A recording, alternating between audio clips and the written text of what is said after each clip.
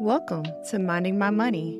I'm your host, Shawnee, and this is where the journey to financial freedom is real, raw, and a little bit fun. I'm sharing my wins, my lessons, and everything in between, $1 at a time. Now, before we jump in, let me say this. This ain't financial advice, just financial realness. I once thought I was just tired from working, but the truth is, I was tired from carrying everything. Old money mistakes, family expectations, shame from the broke days, guilt from spending it all. This episode is about the bags you don't see, the ones that follow you even when your bank balance is up. Because the journey to financial freedom isn't just about numbers, it's emotional. And today, we're unpacking. Growing up, I heard all the classic lines. Do you have McDonald's money? Money doesn't grow on trees. When we get in the store, don't touch nothing, don't ask for nothing. If you embarrass me, I'm going to embarrass you. That taught me early that wanting things came with guilt. You see, we stretched dollars, but no one ever explained the why. We didn't talk about wealth, we just survived another Friday. I also was taught if you see it and you have money in your pockets, buy it.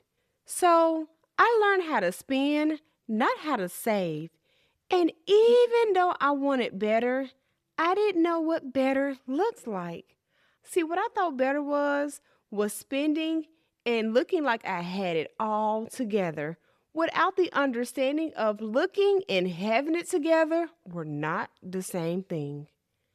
Some of the bags I carried weren't mine. They were passed down.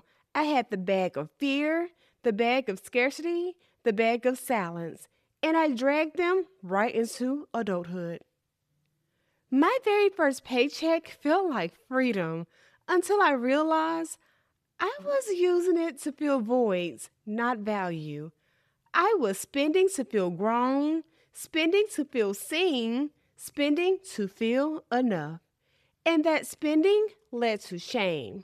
Shame that kept me quiet. I'd overdraft and still smile through it. I'd buy to look stable, not realizing I was keeping myself stuck. Even now, I carry the guilt of times I had to swipe just to survive. Prime example would be when a storm hit my home. You see, emergencies were piling up, and at this time, I wasn't even reckless.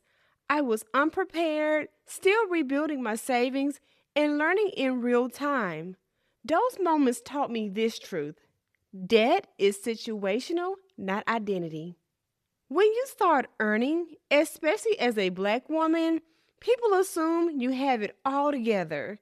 You become the strong one, the helper, the fix-it person.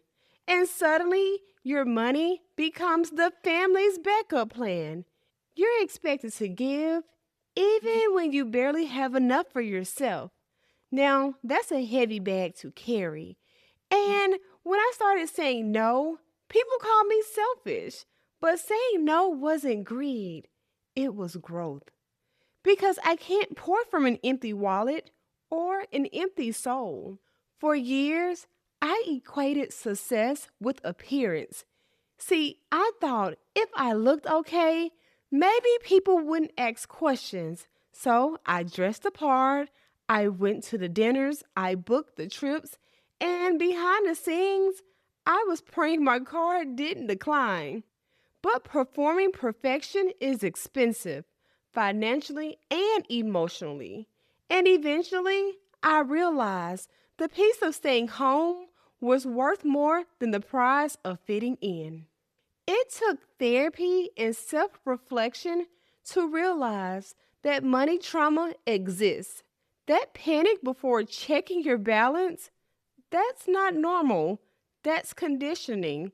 The way we overwork, overspend, or avoid talking about money, it's generational. It's inherited anxiety dress up as responsibility. We're taught to chase stability without ever defining what it means for us. My healing began when I stopped judging my younger self and started asking her what she needed. And most times, all she needed was reassurance that she was safe now. I used to cringe thinking about how much money I wasted in my 20s. Now I see her, that girl, with compassion. She wasn't reckless, she was surviving. She was doing her best with what she had.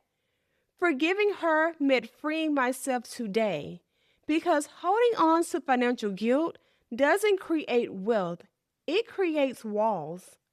When I started extending grace to myself, budgeting stopped feeling like punishment and started feeling like protection. Sometimes we carry baggage that isn't even ours. They're just old family narratives about struggles being normal. I used to feel guilty for wanting rest, for wanting luxury, for wanting more. But there's nothing wrong with desiring ease. We're just being told it's selfish. Generational healing looks like saying, I honor where we came from, but I'm not staying here. I used to treat money like an enemy. Now it's my partner. I respect it, I give it direction, and in return, it gives me peace. I budget to stay aware, not afraid. I save to feel safe, not superior. And I spend to enjoy, not escape. That mindset shift changed everything because money management isn't about control, it's about care. After you unpack everything, you get to decide what you want to carry forward. Now, my bags today look different. My bags include faith, financial literacy, patience, boundaries, and a soft life built with structure. I'm no longer dragging guilt. I'm carrying growth. That's the bag lady I am today. These days, I write letters to the past version of me. Sometimes I even thank her because she's the reason I'm here, the one who made the tough calls, hustled through hard days, and kept believing even when it didn't make sense. When I budget now, it's not about lack, it's about love. It's me telling myself I deserve a better life that feels light. Now, as we close, let me say this. If I could borrow from Miss Erykah Badu for just one moment, letting go doesn't mean forgetting, it means choosing peace. It means honoring your future more than your fears. You can't afford to carry everything. You've got dreams to chase, money to mind, and peace to protect. So let me say this. Let that bag go. Thanks for tuning into Minding My Money, where every dollar has a story and every story brings us closer to financial freedom. If you felt inspired, learned something new, or just vibe with the journey, don't forget to subscribe, leave a comment, and share it with someone who needs it. You can also catch more content and behind-the-scenes moments on YouTube and Instagram. Just search Minding My Money. Until next time, keep minding your money $1 at a time.